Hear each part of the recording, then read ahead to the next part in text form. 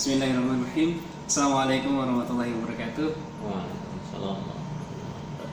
Alhamdulillahirrabbilalamin. Wassalatu wassalamu ala asrafil anbiya wal mursalin wa ala alihi wa sahbihi ajma'in, amma ba'du.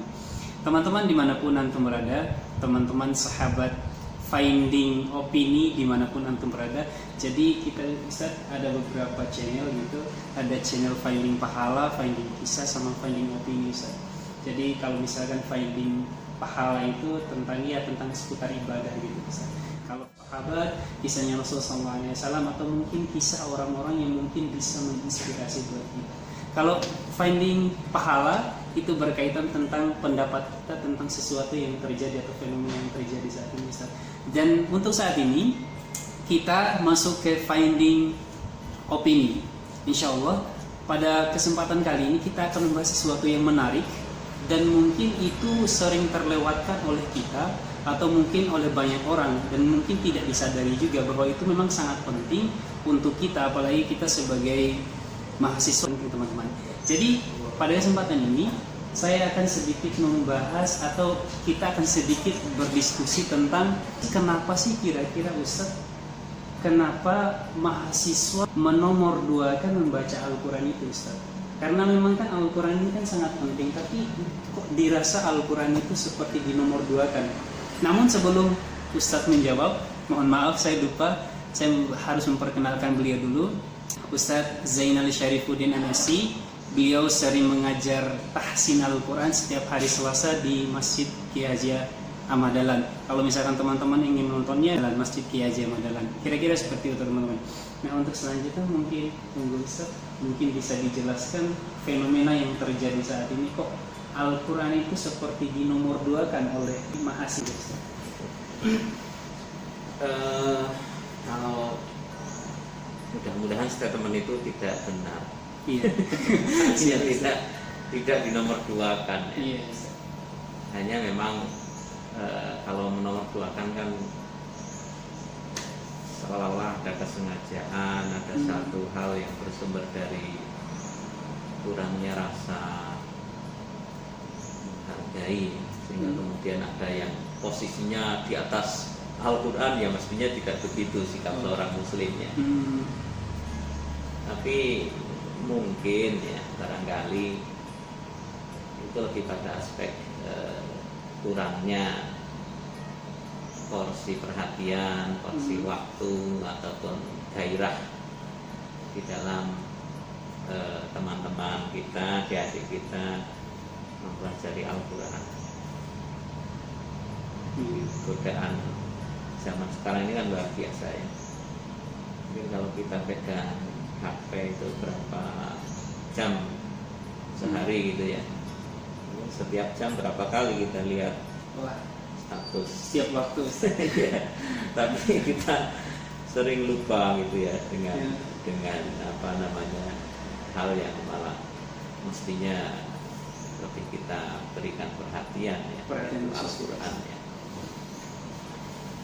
Memang ada satu ayat di dalam Al-Quran itu yang mengatakan bahwa sebagian umat Rasulullah itu kurang memperhatikan Al-Quran, menjadikan dia sebagai sesuatu yang tidak diacuhkan begitu ya.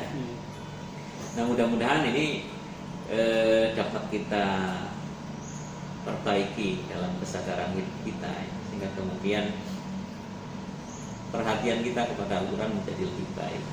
Kalau yang tadinya mungkin sedikit porsi waktu yang kita gunakan untuk berinteraksi dengan Al-Quran, nah, kemudian kita semakin perbanyak itu.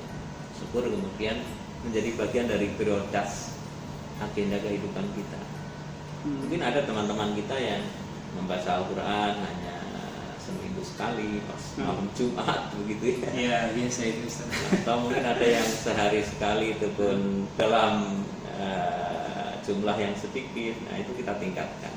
Atau bahkan yang memang lama sekali tidak membuka Al-Quran kecuali pas Ramadan tiba. Ya ini satu hal yang menjadi keprihatinan kita. Tapi jangan kemudian kita mengatakan mereka menomorduakan. Enggak ya. Terlalu keras ini statementnya. Terlalu keras itu ya. Jadi mungkin perlu kita dengan bahasa yang justru lebih merangkul gitu. Iya. Dan teman-teman kita memberikan perhatian yang lebih kepada Al-Quran. Iya Ustaz. Soalnya memang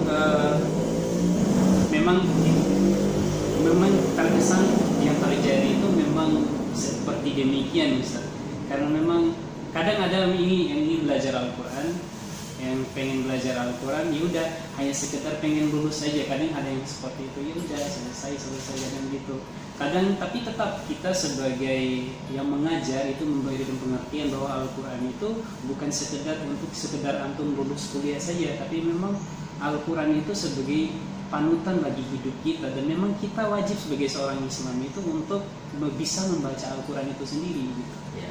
Nah, kadang mungkin ada nasihat dari Ustaz mungkin agar gairah semangat untuk bisa atau untuk lebih semangat lagi membaca Al-Quran ini terjaga mungkin atau berlangsung. Ya, jadi memang kalau kita melihat ya apa yang semestinya dilakukan orang Muslim terhadap Al-Quran, itu kan mestinya malah tidak hanya cukup membaca gitu ya. Kalau dalam bukunya Al-Qaradawi itu Kaifa Nata'amalu ma'al Quran, bagaimana kita berinteraksi dengan Al-Quran, itu membaca itu baru interaksi yang paling dasar ya. Kita bisa membaca itu interaksi yang paling mendasar. Hanya ini yang baru yang dasar gitu ya. Berikutnya mestinya bagaimana kita juga berupaya untuk mempelajari ilmu-ilmu yang terkait dengan Al-Quran, ilmu tajwidnya, ilmu terjemahnya gitu ya, mempelajari kandungannya, tafsirnya, itu mestinya begitu idealnya seorang Muslim gitu kan. Karena kan kita sebagai seorang Muslim mau tidak mau kan semestinya menjadikan Al-Quran ini sebagai pedoman hidup kita, panduan hidup kita. Nah, sebagai panduan itu ya akan hadir sebagai panduan kalau nilai-nilainya bisa kita pahami gitu kan. Kalau itu bisa kita pahami, kita mengerti, nah pada gilirannya akan menjadi guidance, yang menjadi panduan bagi kita untuk mengarungi kehidupan ini. Dan tidak cukup hanya dengan bisa membaca, tapi dengan bisa membaca pun itu sudah sebagai sebuah awal yang baik. Maka ini satu hal yang harus untuk kita upayakan. Bisa membaca Al-Quran itu harus bagi seorang Muslim ya, tidak ada alasan begitu. Harus bisa ya. Dan membaca Al-Quran itu bukan satu hal yang susah kok sebenarnya. Buktinya apa? Buktinya banyak adik-adik kita yang masih Kecil 5 tahun sudah bisa itu. Bahkan bukan hanya bisa baca, ada yang bisa menghafal itu. Jadi kan sebenarnya tidak susah itu. Tinggal berpulang kepada kesungguhan kita. Tentu niat. Ya. Dalam Al-Quran juga ada ayat yang mengatakan itu di surat Al-Qamar, diulang-ulang itu. Wa qad yassarna al-Qur'ana lidzikri wa hal mim muddakir, kata Allah. Wa laqad yassarna al-Qur'ana lidzikri, dan sungguh kata Allah, aku telah mudahkan Al-Quran itu sebagai sebuah pelajaran. Allah berjanji memudahkan orang yang mau belajar Al-Quran itu. Siapa yang mau belajar dengan sungguh-sungguh, Allah akan mudahkan. Itu janji Allah itu. Fa hal mim muddakir, maka mana yang mau belajar gitu. Jadi tantangan gitu kan. Jadi Allah itu berjanji akan memudahkan. Tinggal kita sungguh-sungguh apa enggak. Insya Allah kalau kita sungguh-sungguh bisa, yakin itu bisa ya. Dan bukan sesuatu hal yang sulit. Apalagi sekarang sudah banyak ditemukan metode-metode yang memudahkan kita untuk bisa membaca Al-Quran. Saya pernah punya pengalaman dulu ketika masih mahasiswa. Saya sering kan mengajar privat orang-orang tua itu dari rumah ke rumah gitu ya. Saya pernah mengajar seorang ibu-ibu umur ya hampir 60, barang 55 lah mungkin ya. Dari nol, dia belum kenal huruf sama sekali. Gimana caranya? Saya memakai satu metode lah membaca Al-Quran itu. 10 pertemuan dia bisa baca. Bisa baca dalam arti yang semua sederhana. yang sederhana. Jadi saya memakai satu model pengajaran Al-Quran. Itu jilid 1 selesai 2 kali pertemuan. Kemudian jilid 2 ya 3 kali. Jadi jilid 4 itu Kan sudah bisa ya dasar-dasar Al-Quran itu membaca ya. Oh iya. Jilid 4 itu. Jadi 10 pertemuan sudah bisa ya. Sudah bisa membaca dia. Rangkaian kalimat-kalimat sederhana, misalnya intan surullaha wa in kana minan. Nah, jadi kalimat-kalimat pendek itu dia sudah bisa baca dengan waktu yang singkat. Apa rahasianya di sana? Kesungguhan. Saya melihat kesungguhan. Memang di samping aspek daya serap itu juga ya tidak bisa dipungkiri ya. Tapi kesungguhan itu satu hal yang paling mendasar. Jadi insya Allah kalau adik-adik, teman-teman itu sungguh-sungguh tidak susah itu. Apalagi kan otak anak-anak remaja itu kan masih daya ingatnya masih kuat.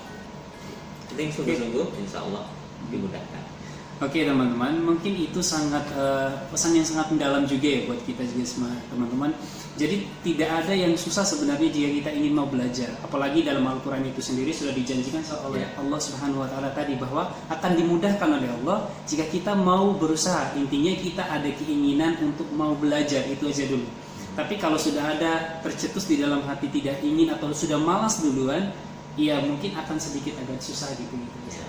Jadi sangat penting untuk kita, pesan-pesannya begitu banyak tadi, sangat penting untuk kita untuk bisa membaca Al-Quran. Bagaimana caranya kita bisa memahami Al-Quran, bagaimana caranya bisa kita menjalankan apa yang ada dalam Al-Quran jika kita belum bisa mungkin membaca Al-Quran itu sendiri. Oke, mungkin pertanyaan terakhir itu Ustaz, untuk membaca Al-Quran itu sendiri, kan hukum-hukum bacaan ini kan begitu banyak Ustaz. Bisa dikatakan ya begitu banyak menurut saya juga Ustaz. Kalau misalkan bagi pemula untuk membaca Al-Quran itu, apakah perlu harus menghafal semua hukum bacaan dulu baru bisa dikatakan dia bisa membaca atau seperti ini? Tidak harus ya, tidak harus mengetahui hukum-hukum bacaan itu secara menyeluruh. Ya itu sambil jalan lah. Yang penting belajar baca, bunyi ya, huruf-hurufnya terbaca dengan baik, standar begitu. Kalau kita belajar dibimbingkan, insya Allah ya, kalaupun ada kekurangan ya tidak fatal gitu ya. Kalau yang membimbing ya sudah lumayan standar gitu ya. Walaupun belum paham betul ini bacaan apa, kan cara bacanya kan insya Allah sudah benar begitu ya. Jadi mengetahui hukum bacaan dari aspek pengetahuannya itu bukan satu keharusan, tapi membacanya. Jadi kalau dalam ilmu tajwid itu dikatakan yang wajib itu membacanya. Kalau ilmu tajwidnya itu fardu kifayah, mengetahui ilmu tajwidnya. Tapi bisa membacanya sesuai dengan yang seharusnya itu satu kewajiban. Iya. Jadi memang itu menarik juga Ustaz. Jadi kadang saya juga mengetes teman-teman yang sudah hafizo gitu. Kadang kalau misalkan kita tanya tentang hukum bacaan, mereka kadang tidak tahu. Tapi kalau misalkan pas membaca itu sudah betul gitu. Jadi memang yang wajib itu cara membacanya. Kalau ilmu tajwid secara konsep teori itu ya kifayah saja. Ya akan semakin lebih baik kalau kita bisa gitu ya. Tapi yang paling penting bisa baca.